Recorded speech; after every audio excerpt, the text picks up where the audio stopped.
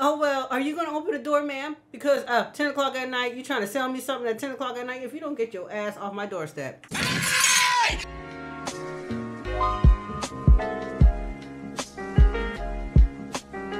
SCP-1879, indoor salesman. That's interesting. I don't know if he's safe or he's not safe, but I'm about to learn today. On a cold October night in 2003, Shirley Yates of Seattle, Washington was just about to get ready for bed when she heard a knock at the door. She approached the door and asked the person on the other side to identify themselves. The voice outside responded immediately. It was a salesman who just wanted a few moments of Mrs. Yates' time.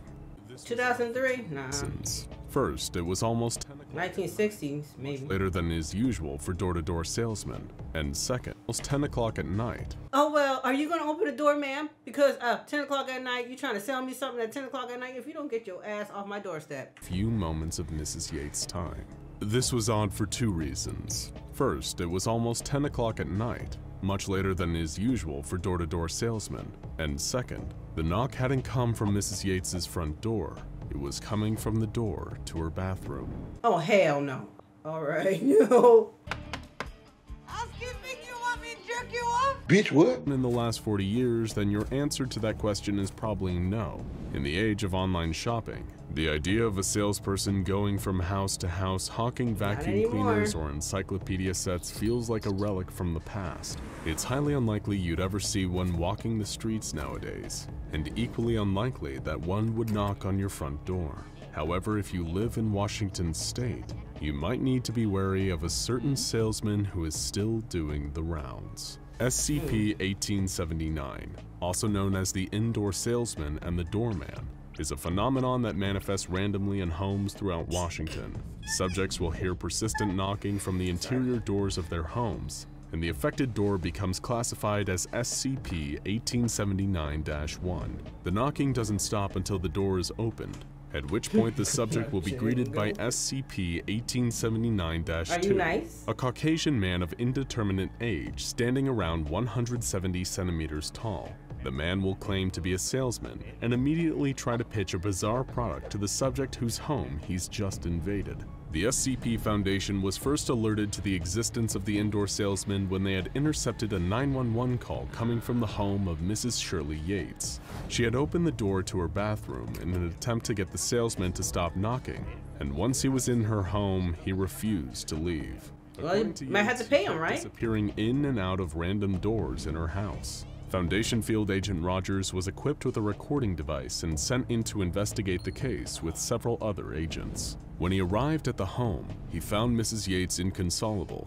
SCP-1879-2 was still rapidly talking at her, and strangely enough, the product he was holding and trying to sell to her was a Border Collie puppy. As soon as Agent Rogers entered the room, the man shifted his attention away from Mrs. Yates and towards him. He then started trying to sell the puppy to Agent Rogers.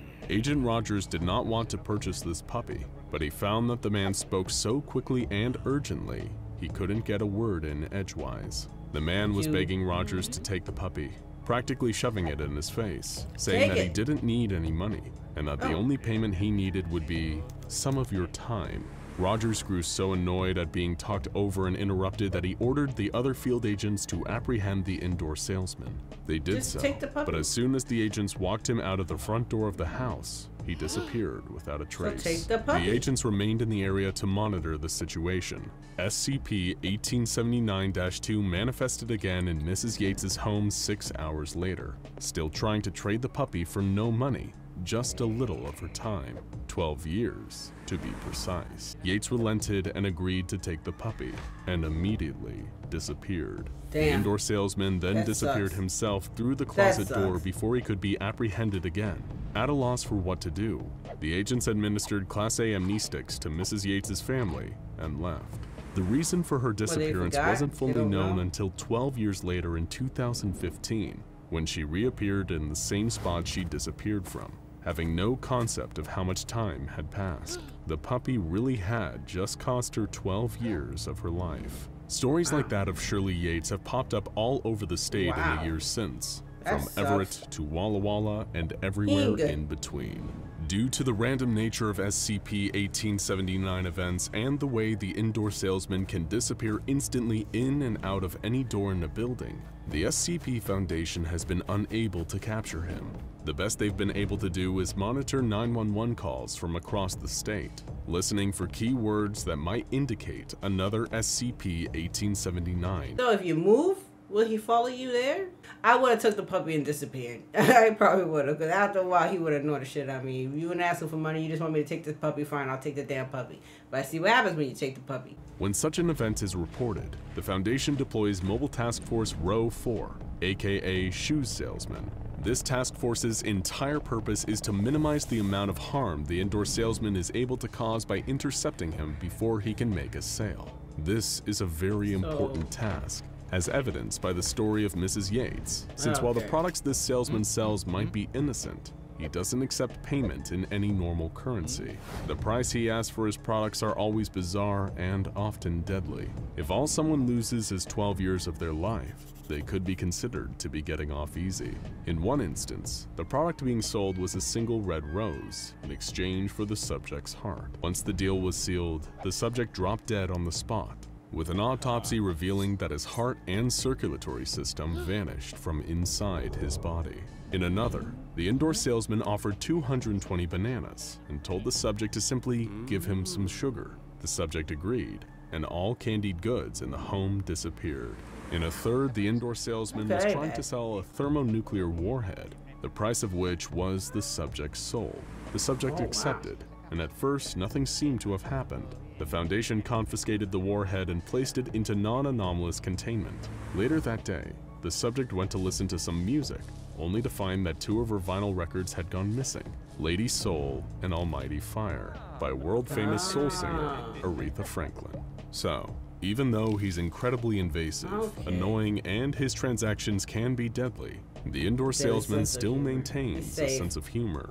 The fact that the Foundation can't capture the indoor salesman means that a lot of questions about him remain unanswered. The biggest by far is why he does what he does. In most SCP-1879 events, the indoor salesman seems frantic and desperate to make a sale. Often he will refer to having quotas and deadlines to meet, which implies some other unseen entity that he has to answer to.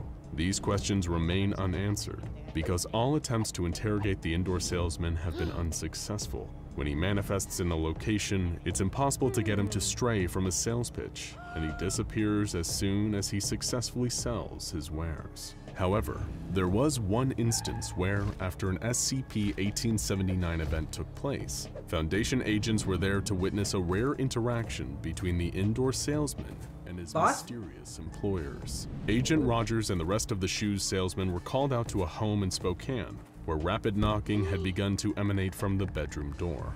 Equipped with recording devices, Rogers was able to record the voice of the indoor salesman coming from inside the bedroom. In the recording, the salesman grumbled to himself about not being able to meet his quota by tomorrow, saying that if he didn't, he'd be stuck in this world for the next century. He started knocking again, yelling through the door that he knew they were home. He kept knocking until he was interrupted by the sound of a phone ringing. The indoor salesman was heard picking it up, and Rogers managed to record the conversation. The person calling was, apparently, the indoor salesman's boss, who was calling to complain about his performance. Only one side of the conversation was heard, but evidently the indoor salesman's boss wasn't too happy about receiving 2 Aretha Franklin albums as payment instead of an actual human soul. The indoor salesman apologized for the joke, then told his boss, "It won't happen again, please don't hurt it. I'll meet the quota this time, I swear." It doesn't seem like he liked his job too much, though. He hung up, grumbling to himself again, "I better get to move up to at least accounting this time. I've paid my dues and then some." Rogers finally opened the door to the apparent disappointment of the indoor salesman, who was hoping to speak with the home's owner and was quite annoyed at having another one of his sales interrupted by MTF Row 4. Rogers tried to ask the indoor salesman who he'd just been speaking to on the phone, but as usual, the salesman started talking over him. "Now see here, let's think logically," he said. "You know I'm not going to tell you anything. I know you're not likely to buy what I'm selling. So let's just move on to greener pastures. I'm coming up close to a deadline, and I'm sure you're swamped with making sure good people don't lose their jobs, so I'll just be on my way and let you do that. Ciao." The indoor salesman tried to close the door, but Agent Rogers blocked it with his arm. He was tired of this SCP giving him the runaround, and he was going to keep the indoor salesman here if it was the last thing he did. How? He demanded the entity stay and be interviewed, and other members of the task force apprehended the salesman, making sure he couldn't leave the room. The indoor salesman, now held in place by several armed men, seemed to finally relent. He told Rogers, I'm busy, so I'll tell you what. I'm going to give you something, no money out of your pocket, and we'll call it even. Sound good? Rogers, just wanting to get this whole thing over with, agreed to those terms. Wait a 3 minute. seconds later, every agent on the scene was dead, and the indoor salesman was able to straighten his tie, pick up his briefcase, and walk through the door to the bathroom. When the bodies of Agent Rogers and the rest of the MTF Row 4 were examined by Foundation scientists, the cause of death was found to be, in every case, thousands of coins suddenly appearing in not only their pockets, but also inside their stomachs, lungs, and even under their skin. Later that day, the indoor salesman was reported at a home in the same neighborhood. He was seen trying to sell the house's owner, 80-year-old retiree Alan Johnson, a Glock 18 pistol in exchange for his attention. As he had done so many times before, the indoor salesman disappeared through another door before the Foundation was able to reach the scene. And when the SCP arrived, they found Mr. Johnson still alive, but now missing his prefrontal cortex, the part of the brain that controls attention. It's likely that, because of the nature of the entity, SCP-1879 might be entirely impossible to contain. I kind of the like him Foundation a might little never bit. find out anything more than what they already know about He's a smooth criminal.